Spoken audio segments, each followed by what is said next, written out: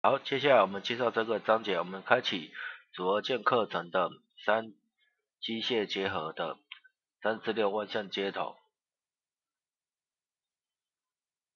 好，这个万向接头如何做一个示意的动作？好，因为它这个地方好像有轻微的干涉，好，它只是做一个示意的，并不需要刻意的去调整它的相关的位置。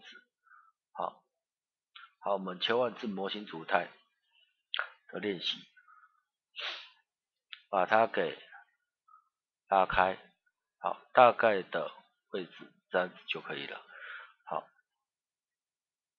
我们进入结合的条件的环境，选择机械结合的万向接头。好，当然一定是选择2个圆的面，好，这样子就可以了。好，那我们先不要离开这个结合的环境，先做一个示意的转动。好，是不是使运动符合我们的需求？好，可是你有没有发觉到说，它可以这样子的拖动？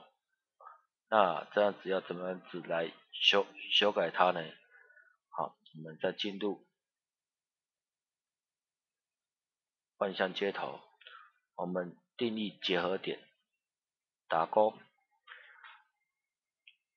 定义结合点是指2轴共同的接点，可避免万向接头的运动分离的状态，所以它刚才运动之中有做一个分离的状态。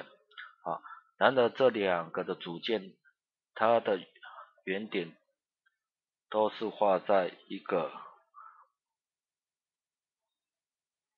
同轴的点，好，同轴的那个相交点，也就是说这个圆，好，同轴心还有中间这个圆，好，相交的点，好，那我们来选择，那要怎么做呢？我们打开好原点的检视，那我们选择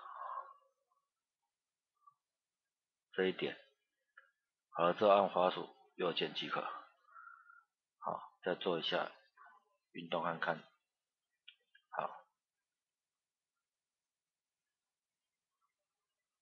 好，那再去脱离它。